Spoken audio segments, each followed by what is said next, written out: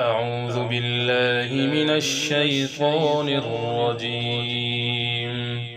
بسم الله الرحمن الرحيم.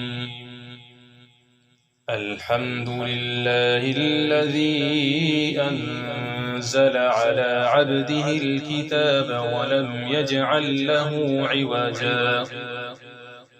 قيما لينذر بأسا شديدا من لدنه ويبشر المؤمنين الذين يعملون الصالحات أن لهم أجرا حسنا ماكثين فيه أبدا وينذر الذين قالوا اتخذ الله ولدا ما لهم به من علم ولا لآبائهم كبرت كلمة تخرج من أفواههم إن يقولون إلا كذبا فلعلك باخع نفسك على آثارهم إن لم يؤمنوا بهذا الحديث أسفا إنا جعلنا ما على الأرض زينة لها لنبلوهم أيهم أحسن عملا وإنا لجاعلون ما عليها صعيدا جرزا أم حسبت أن أصحاب الكهف والرقيم كانوا من آياتنا عجبا إذ أوى الفتية إلى الكهف فقالوا ربنا آتنا من لدنك رحمة وهيئ لنا من أمرنا رشدا فضربنا على آذانهم في الكهف سنين عددا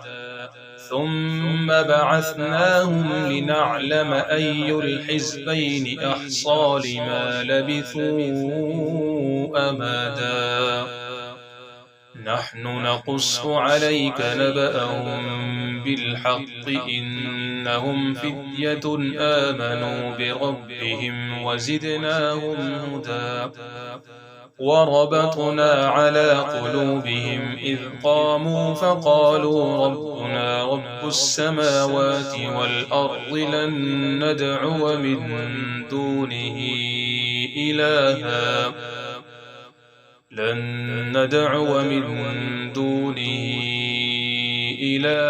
لقد قلنا إذا شططا هؤلاء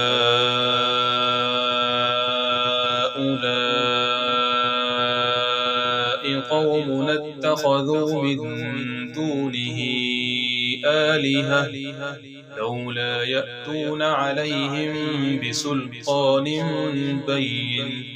فمن أظلم ممن افترى على الله كذبا وإذ اعتزلتموهم وما يعبدون إلا الله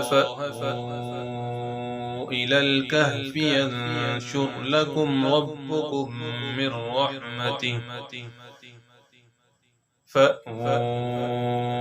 إلى الكهف ينشر لكم ربكم من رحمته ويهيئ لكم من أمركم مرفقا وترى الشمس إذا طلعت تزاور عن كهفهم ذات اليمين وإذا غربت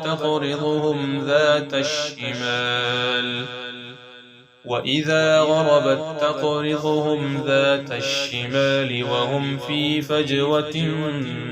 منه ذلك من آيات الله من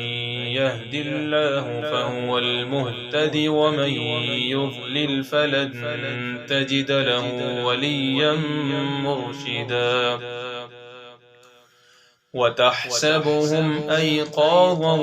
وهم رقود ونقلبهم ذات اليمين وذات الشمال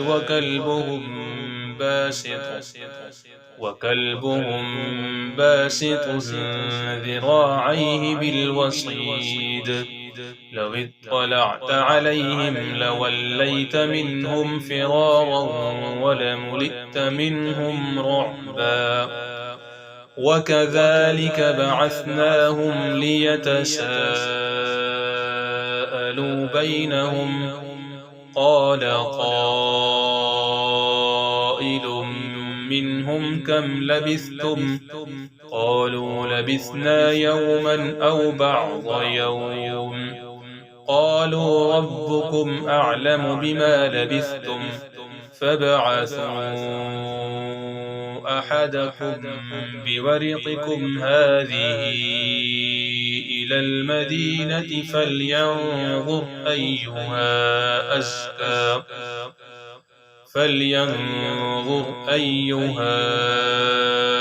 أزكى طعاما فليأتكم برزق منه وليتلطف ولا يشعرن بكم أحدا إنهم إن يظهروا عليكم يرجموكم أو يعيدوكم في ملتهم ولن تفلحوا إذا أبدا